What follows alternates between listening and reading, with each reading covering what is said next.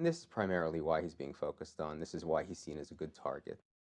All really the prosecutor cares about is getting his conviction. That's what he's paid for. That's how he gets a promotion. And, the kind of saving face, since they spent millions of taxpayers' dollars investigating us, and even involving secret police in Canada, Norway, and Germany as well. I don't expect him to be convicted because I think it's nonsense, but, you know, strange things happen. And if he were convicted, the case could make it all the way to the United States Supreme Court. I'm a totally normal American guy. I grew up in the suburbs. My mother was a homemaker, and my father was an executive for DuPont. And what can I say? I went to public schools, but here, what kept us going, not only again going back to all of these folks that have stood behind us, and we feel like, well, we should keep going for them. We shouldn't fall for the intimidation, and we shouldn't let that gag order happen. Was also, like I mentioned earlier, is Hope would never forgive us. She wouldn't.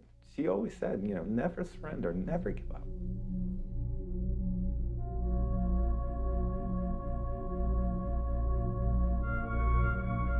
Type of struggle.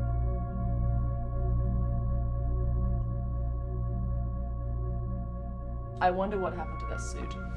I do know that he wore that suit to her funeral. So much of my past is disappearing.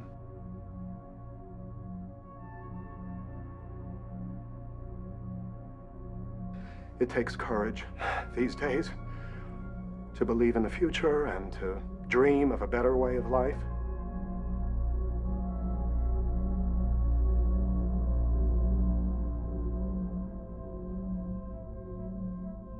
I never thought of myself as particularly courageous, but I refuse to stop dreaming.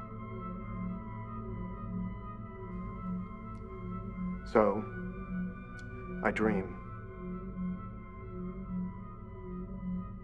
Well, I guess there's been personal transformation, of course, of, how do you deal with maximum tragedy? And, you kind of find out what kind of courage and guts you've got.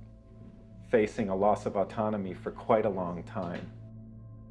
I think it's one of the things that's carried me through is being able to say, look, the beast is looking at me right in the face and I didn't flinch. That is something when you don't have that doubt anymore, when you know you have the courage to stand up and do what needs to